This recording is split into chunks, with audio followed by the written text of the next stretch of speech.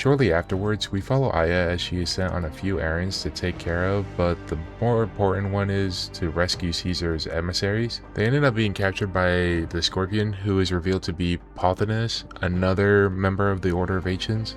As we find one of the emissaries, he was about to tell us who the Scorpion was, but he passed out before we could get that answer, so Aya takes the emissary back to Caesar. While at Caesar's palace, Aya warns him that Septimius and the Scorpion have received orders from their boss, the Lion, but the Lion has ordered them to march onto Caesar's palace and the lighthouse to surround them so that they can end Cleopatra. Caesar begins war preparations by giving a task to Bayek and Aya. Aya's was that she had to go up to the top of the lighthouse to change the color of the light at the top to give the signal. And as she reaches the top of the tower, she's met with the man that is called the Guardian, who delays in her attempt to send the signal, but eventually we were able to light the fire anyways, and so it was kind of pointless. Bayek said he had to protect Caesar, and they had to ride a chariot down to the Nile, which in this universe, the biggest battle of this war happens here.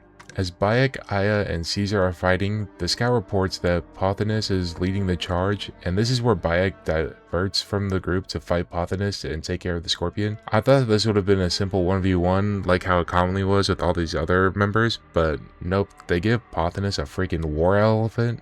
And we get put in a war arena at the same time while Pothinus is riding on top of the elephant. This was probably my favorite boss fight in this game, but that wasn't tough to achieve because my bar for this game's boss fights were pretty low. But after the boss fight, I had to run back to the main village in the Nile where the battle was happening, so I could get another member of the order, and that was Septimius. This fight wasn't bad either and went by pretty quick, but by the end of the fight, Bayek was ready to end it by pummeling Septimius to death before he got held back by Caesar's troops, because Caesar didn't want Septimius to die here, due to his Roman ties or something, which is kind of BS. While Bayek was experiencing this, we switch over to Aya, who finally encounters Ptolemy, who was running away on a small boat trying to escape with his life. Aya, with her bow, had the opportunity to take her shot and put an end to Ptolemy, but didn't, as she decided to let the crocodiles take care of him, which closes the chapter of Ptolemy in the story of the game.